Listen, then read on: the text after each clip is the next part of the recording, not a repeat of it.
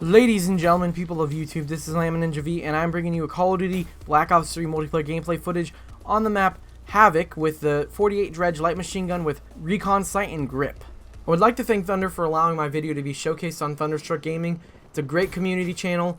Please leave comments on other people's videos other than mine. Give them feedback. Without ThunderStruckGaming, some of us would not be showcased and we would remain small and unnoticed forever.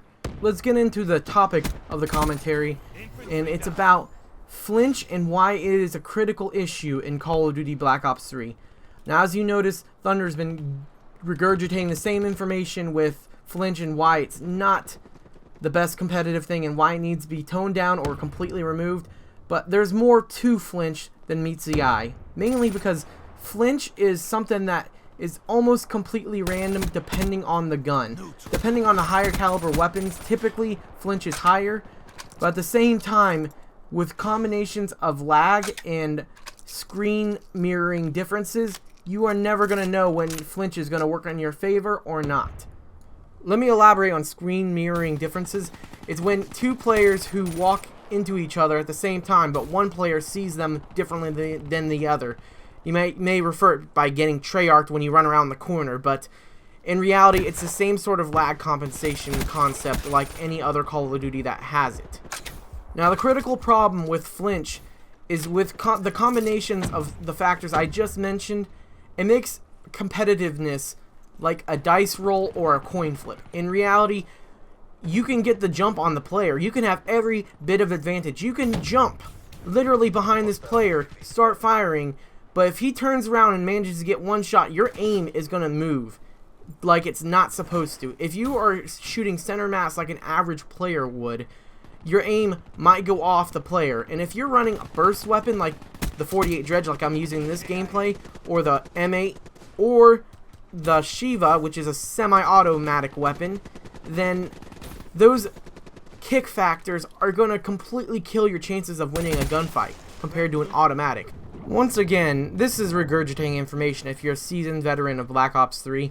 Obviously, you know kick's going to ruin some gunfights. Obviously, you know lag compensation is going to ruin gunfights. Let's move on to a scenario where Flinch is a crucial element to a gunfight. Now imagine if you're playing a map and you fly around in jetpacking or wall running and you see a player standing still and they're not paying attention, they're looking the other direction. You jump in there and you start firing. You're expecting an easy headshot because you're looking for a headshot challenge for your dark matter weapon or whatever, it doesn't matter. And then you get a few shots on him, but then the player just turns around and shoots you, and as you're aiming toward the center mass or head, the shot that the player shot at you causes you to flinch and completely miss, and then they got the rest of the shots on you, causing you to lose the gunfight. Now that's a pretty extreme scenario, and in general, it's going to happen to a lot of people, and if you're trying to play as competitive as possible, it makes it almost a dice roll, because with the factors of lag compensation and screen mirroring, it makes view kick and flinch the worst thing that could ever happen. It also allows you to sometimes instantly lose gunfights before you even notice the player who's on the other side of the map trying to shoot at you. It completely removes all validation with competitiveness in a way that you can't actually play that competitive because of such random factors like I mentioned. In a way, that is what Activision wants, to cater to the casual players, and ironically also cater to the competitive community as well, which it's a lose-lose situation for Treyarch, Activision, whatever, any developer.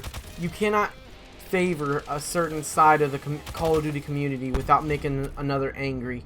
And they got rid of toughness to make, I guess, to get rid of a crutch perk, but at the same time, now you've just introduced a random factor, flinch. And in a way, that favors the casual community because of that. And flinch is an obvious game breaker when it comes to critical moments, like say the final kill in Search and Destroy, the final gunfight, 1v1.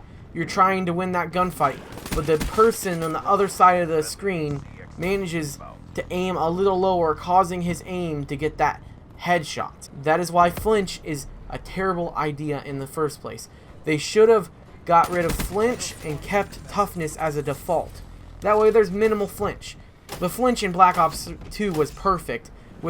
I mean, if you got shot, you still flinched, but it didn't cause enough jump to jump from center mass to head. It caused enough jump to go from center mass to neck, but it didn't count as a headshot. Very oftentimes, unless you aimed for the upper chest, it would cause a headshot. And obviously, flinch is nothing that needs to be in this game. It doesn't need to be in the game because it allows random factors to come at play just when Call of Duty has enough random factors like lag and other means. Like Specialist is a new factor that adds to the random factor.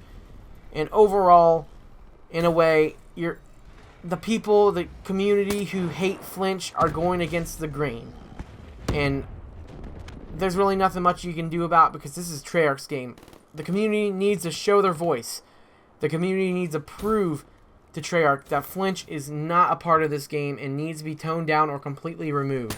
Anyways, I digress. That is the end of the commentary. Obviously, I could talk about this forever, but the video has to come to a close, and if you enjoyed my content, please take a look at my channel. I would appreciate it, and I'm pretty humble about it. Anyways, this is Ninja V, and I hope you all have a wonderful day.